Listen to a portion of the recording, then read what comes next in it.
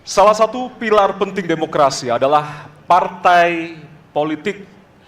Namun, kepercayaan publik terhadap partai politik di Indonesia selalu rendah. Pertanyaan, apa kebijakan yang akan Anda lakukan untuk melakukan pembenahan tata kelola partai politik? Waktu untuk menjawab 2 menit dimulai dari sekarang.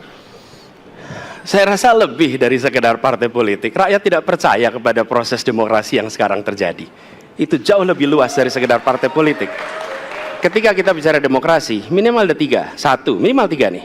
1 adalah adanya kebebasan berbicara. Yang kedua, adanya oposisi yang bebas untuk mengkritik pemerintah dan menjadi penyeimbang pemerintah. Yang ketiga, adanya proses pemilu, proses pilpres yang netral, yang transparan, jujur, adil. 3. Dan kalau kita saksikan akhir-akhir ini, 2 ini mengalami problem. Kita menyaksikan bagaimana kebebasan berbicara menurun, termasuk mengkritik partai politik. Dan angka demokrasi kita menurun, indeks demokrasi kita. Bahkan pasal-pasal yang memberikan kewenangan untuk digunakan secara karet kepada pengkritik, misalnya Undang-Undang ITE atau pasal 14, 15 Undang-Undang Nomor 1 tahun 1946, itu semua membuat kebebasan berbicara menjadi terganggu. Yang kedua, oposisi, kita saksikan minim sekali adanya oposisi selama ini. Dan sekarang ujiannya adalah besok. Bisakah pemilu diselenggarakan dengan netralitas, dengan adil, dengan jujur? Ini ujian ketiga. Jadi, persoalan demokrasi kita lebih luas dari segala persoalan kepada partai politik. Nah, bagaimana untuk partai politik sendiri?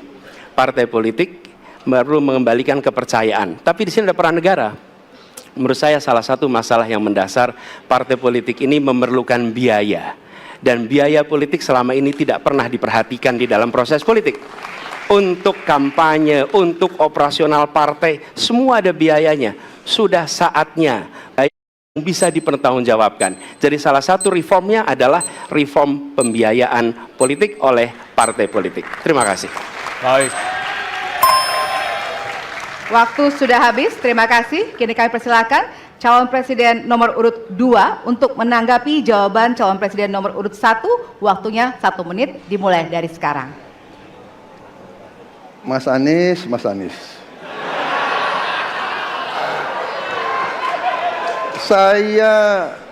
Saya berpendapat Mas Anies ini agak berlebihan.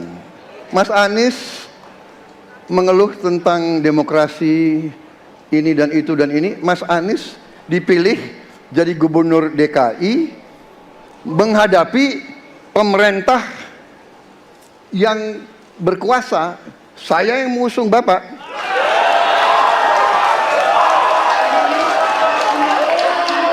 Kalau demokrasi kita tidak berjalan, tidak mungkin Anda jadi gubernur.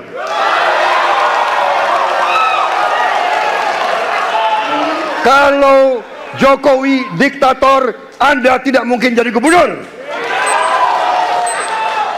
Saya waktu itu oposisi, Mas Anies. Anda ke rumah saya, kita oposisi, Anda terpilih. Waktu habis, Bapak. Harap tenang, Bapak Prabowo. Baik, para pendukung, kami mohon untuk tenang, para pendukung. Para pendukung, Baik. harap tenang. Kita akan lanjutkan dialog kita. Harap tenang, hadirin, harap tenang. Kami sampaikan kembali, hadirin harap tenang. Apabila tidak tenang, maka debat tidak dapat dilanjutkan. Ya, kami mohon kerjasamanya kepada para hadirin yang berada di halaman gedung KPU untuk bisa menaati